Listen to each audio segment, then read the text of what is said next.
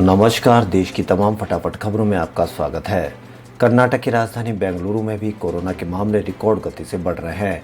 कर्नाटक के स्वास्थ्य एवं चिकित्सा शिक्षा मंत्री डॉक्टर के सुधाकर का कहना है कि हमारे लिए बड़ी चिंता का विषय है और हमें एहतियात कदमों को उठाने की जरूरत है। कर्नाटक में रविवार को पिछले 24 घंटे में कर्नाटक में कोरोना के 2000 से ज़्यादा नए केस मिले। महज एक हफ्ते पहले जयनगर जनरल हॉस्पिटल ने 50 ऑक्सीजन युक्त बेड कोविड मरीजों के लिए आरक्षित कर दिए हैं, क्योंकि राज्य में कोरोना की दूसरी लहर तेज हो गई है। प्रधानमंत्री नरेंद्र मोदी ने रविवार को मन की बात कार्यक्रम के 75वें संस्करण में देश को संबोधित किया।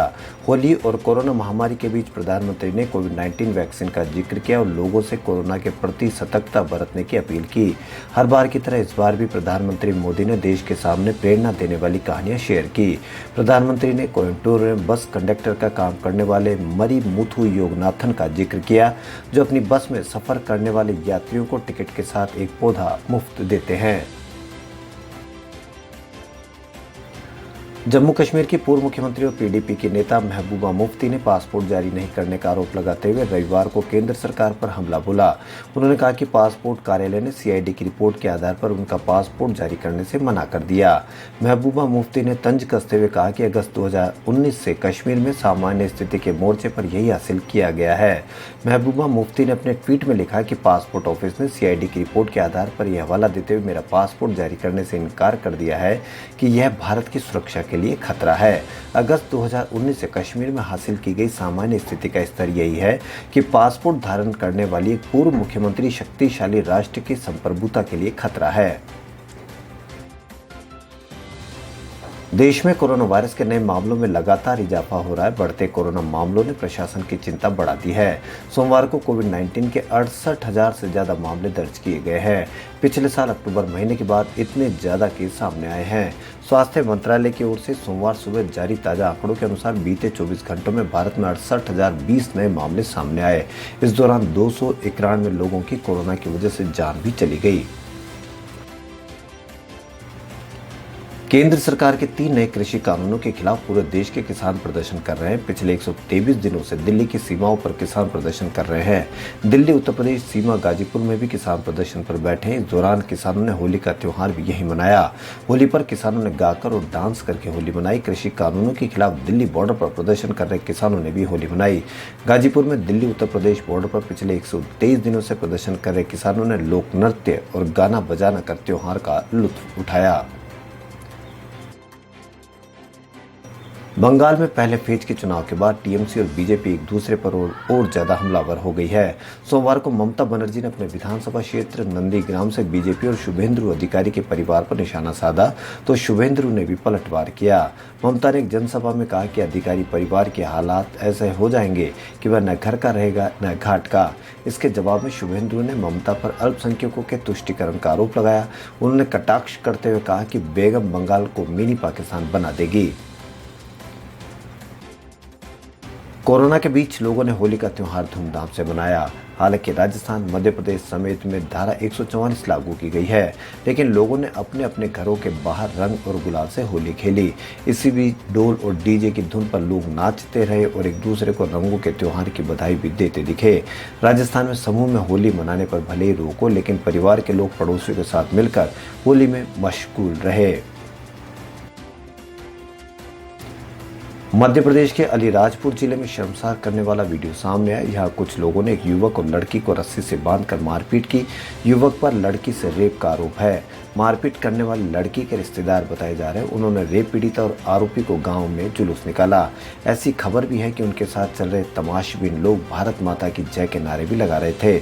हालांकि इसकी पुष्टि नहीं हो पाई है।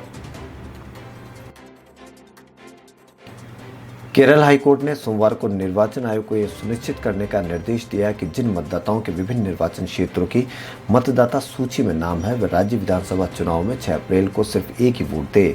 अदालत ने कांग्रेस नेता रमेश चन्नीथला की याचिका पर अंतरिम आदेश दिया।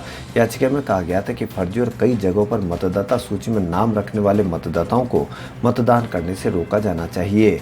याचिका पर अदालत ने कहा कि यह नागरिक के अधिकारों से जुड़ा एक गंभीर विषय है। कोरोना के खिलाफ लोगों में हर्ड इम्यूनिटी के लिए अब तक देश में 6 करोड़ लोग वैक्सीन ले चुके हैं। इनमें करीब आधे बुजुर्ग हैं।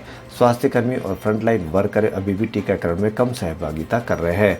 वहीं देश के 8 राज्यों में सबसे ज्यादा टीका लगाया गया है। बाकी राज्य अभी भी हर्ड इम्यूनिटी से काफी दूर है। विशेषज्ञों के अनुसार हर्ड इम्यूनिटी बनने से वायरस का असर कम हो सकता है।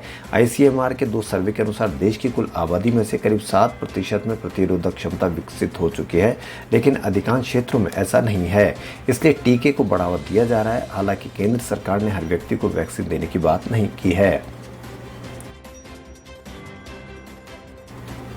भारत को 1 महीने में फ्रांस से 10 और राफेल लड़ाकू विमान मिलने वाले हैं। इससे फाइटर जेट की कमी से जूझ रही भारतीय वायुसेना की मारक क्षमता और बढ़ेगी। ये 10 राफेल लड़ाकू विमान मिलते ही इसकी दूसरी स्क्वाड्रन तैयार करने का भी तेजी से आगे बढ़ सकता है। चीन से LAC पर तनाव में कमी के बीच सतर्क भारत की हवाई ताकत बढ़ाने को मदद बेहद महत्वपूर्ण माना जा रहा है। फ्रांस की कंपनी दसाल्ट राफेल का निर्माण करती है।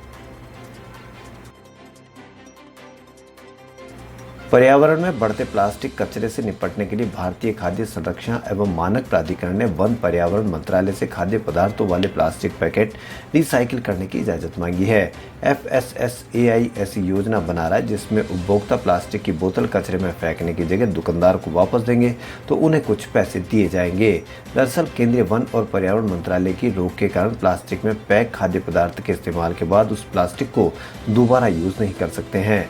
FSSAI ने मंत्रालय को पत्र लिखकर यही रोक हटाने का आग्रह किया है। इस साल भारत में पिछले सालों की तुलना में ज्यादा गर्मी पड़ने का अनुमान है। साथ ही लू भी जानलेवा साबित हो सकती है। अमेरिका स्थित ओक रिज नेशनल लेबोरेटरी सहित विभिन्न संस्थानों के वैज्ञानिकों ने रिसर्च में दावा किया है। रिसर्च के मुताबिक इस बार भीषण गर्मी के कारण भारत के खाद्यान्न उत्पादन करने वाले बड़े क्षेत्रों पर इसका असर पड़ेगा। तेज गर्मी की वजह से काम करने में दिक्कत आएगी। यही नहीं, इस बार तेज गर्मी में काम करना असुरक्षित भी साबित हो सकता है। पिछले 2 हफ्ते में कोरोना के नए मामले तेजी से बढ़ने से परेशान केंद्र सरकार ने 12 राज्यों और केंद्र शासित प्रदेशों के अफसरों के साथ शनिवार को हाई लेवल मीटिंग की। इससे संक्रमण रोकने के लिए जरूरी उपाय करने के निर्देश दिए गए। केंद्र ने सलाह दी कि राज्य टेस्टिंग की संख्या बढ़ाए और ये तय करे कि लोग कोरोना की गाइडलाइंस के मुताबिक व्यवहार करें। अगर पाबंदियों पर ध्यान नहीं दिया जाता तो एक संक्रमित मरीज 30 दिन में एवरेज 406 लोगों में संक्रमण फैला सकता है। फिल्मी दुनिया की होली की जब बात होती है तो सबसे पहला नाम राज कपूर का ही आता है। वैसे तो राज कपूर के निधन के बाद उनके RK स्टूडियो का वो होली का त्योहार बंद हो चुका है। करीब 32 साल से इस स्टूडियो में होली की वो मौज मस्ती, रंगों का वो खेल हुआ ही नहीं। फिर भी RK स्टूडियो की होली का वो इम्प्रेशन और इम्पैक्ट कायम है। राज कपूर ने 60 के दशक में अपने इस भव्य स्टूडियो में होली और गणेशोत्सव के 2 बड़े त्योहार शुरू किए थे। खबरों फिलहाल इतना। यदि आपको हमारा चैनल पसंद आए तो लाइक, सब्सक्राइब और शेयर अवश्य करें। धन्यवाद।